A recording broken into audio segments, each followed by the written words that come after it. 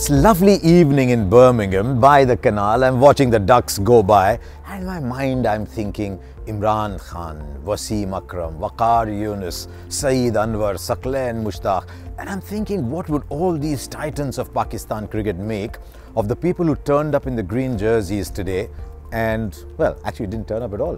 And I just wonder what the feelings are, because I've seen a lot of Pakistan cricket over the years. I've seen some teams full of skill, I've seen some teams maybe a little short of skill, but I've always seen a skirmish, I've seen a fight, I've seen passion when people play for Pakistan, and I didn't see that. There was no contest today. Actually, there was. Very briefly, when Mohammad Amir took the new ball and bowled to Rohit Sharma, and I thought, wow, we've got our hands on a really good match today. And just like that, it was over.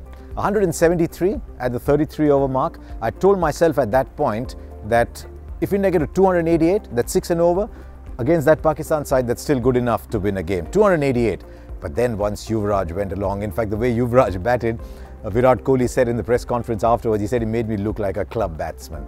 What he did was, he allowed Virat Kohli to go through that phase so that he was ready for the finish. 93 in 59 balls, and there, that was the game. The moment India went past 300, it was over.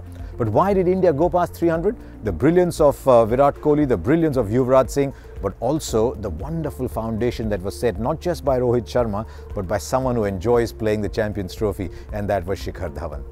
And then Pakistan came out to bat. And I thought, there they are, they've planned it well.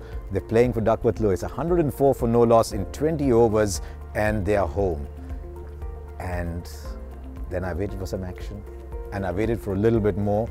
And they only played, what, 37, 38, I don't even know how many overs they played. It looked like the innings dragged for 4 hours. Only Shoaib Malik showed some intent. Azhar Ali, a little bit as well. And so we don't know how good India were with the ball. Umesh Yadav was very good. Bhuvneshwar Kumar was disciplined. What we can say is that India were a very disciplined attack. Maybe a little short in the field today. One piece of brilliance by Ravindra Jadeja, which you expect from, but otherwise, just a little somnolent in the field. Maybe that is the expression for it. And so we've got an India-Pakistan game today that had none of the passion, none of the excitement, none of the competitiveness. I guess a lot of people would sit there and say, right, we'll take our points, man, because we've lost in the past. But I was a little disappointed by the quality of the contest, overjoyed by the fact that India put out a performance that didn't get a response. Sometimes great boxers do that. They enter a ring and they win the game before the match starts. They win the bout before the match starts. I thought India won this before the match started today. So a powerful performance by India, no response from the other end, and I think India have shown the rest of the world, look at us a little more seriously. We are serious title contenders.